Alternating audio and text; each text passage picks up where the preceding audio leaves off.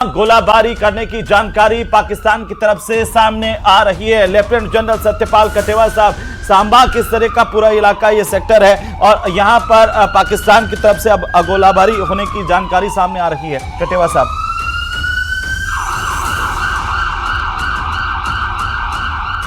और इसी बीच हमारे दर्शकों को दिखा दें हम जो जैसलमेर की तस्वीरें आ रही है। ब्लैकआउट है पूरा 6 बजे से और सुबह के मॉर्निंग के पहली किरण के साथ, यानी कि सुबह के 6 बजे तक है।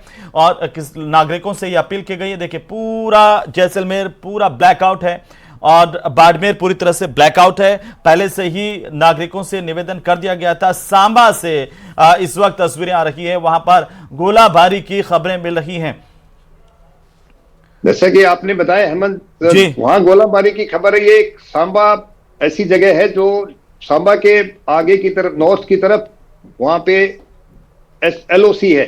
सांबा में इंटरनेशनल बॉर्डर है। सांबा एक ऐसी जगह है जहां से इंटरनेशनल बॉर्डर शुरू होता है और उसके ऊपर LOC है। तो LOC की कंटिन्यूएशन ही है जम्मू कश्मीर के लगता हुआ ये सांबा शहर है, वहां से 30-35 किलोमीटर दूर। तो यहां पे कल भी हुई थी और कल उन्होंने कोशिश की थी कि इन्फिल्ट्रेशन करके आतंकवादियों को अंदर घुसा करके आतंकवादी अपना इस तरह की आतंक की हरकत करेंगे तो उनका डाइवर्ट हो जाएगा टेंशन और फिर सारी लड़ाई रोकने की कोशिश वो कर सकते हैं। ये उनकी कोशिश होगी। दूसरा, जो आपने थोड़ी देर पहले बताया, ये जो आतिशबाजी पे बैन लगाया, अभी 2 जिलों में लगाया। मुझे पूरा विश्वास है कि सुबह तक हर एक, खास करके जो बॉर्डर एरियाज हैं वहां पे भी इसका बैन होगा आतिशबाजी का। हाँ, वहां पर पहले से ही लागू कर दिया गया था सर, जो हमारा बॉर्डर इलाका है। ड्रोन भी इसीलिए बंद करते हैं कि, और जो अभी एयरक्राफ्ट का मूवमेंट किया सिविल वाला, ऐसे लड़ाई के समय में जब अंदेशा हो कि दुश्मन आपके ऊपर हवाई हमला कर सकता है, उस समय आपके जो एयर डिफेंस सिस्टम है वो कोई भी, क्योंकि आपने सिविल के लिए वो बंद कर रखे हैं, कोई भी सिविल का हवाई जहाज उड़ेगा नहीं वहां पे।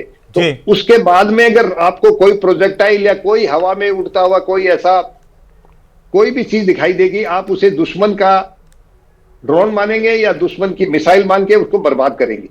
इसीलिए जब भी ऐसा अंदेशा होता है तो अपने जो एयरफील्ड्स हैं उनको प्रिकॉशनरी तौर के ऊपर उनके ऊपर सिविल की सारी हवाई को बंद कर देते हैं।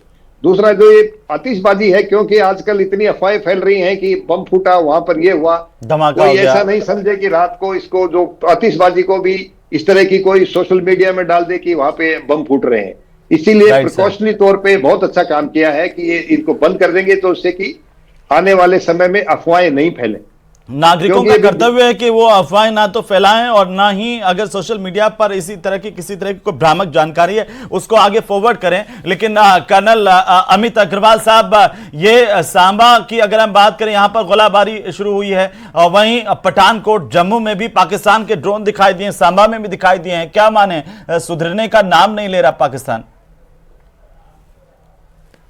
पाकिस्तान की पूरी कोशिश है कि वो हमारा ध्यान डाइवर्ट करे, हमारी सेनाओं का ध्यान डाइवर्ट करे और वो फायरिंग के ऊपर, जो जब फायरिंग होती है तो जवान। अग्रवाल साहब, मैं थोड़ा सा आपको माफी चाहता हूं, रोक रहा हूं, मैं वापस आपके पास लौटूंगा। हमारे सहयोगी सांबा से हमारे साथ जुड़ रहे हैं समीर भट्ट। समीर, क्या अपडेट है सांबा से?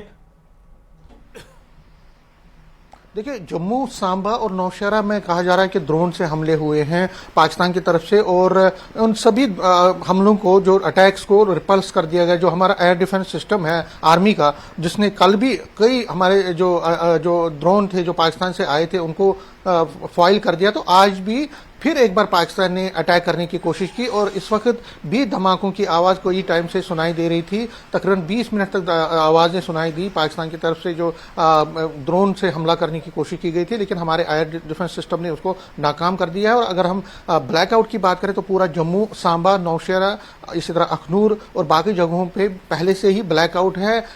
किसी को भी बाहर जाने की इजाज़त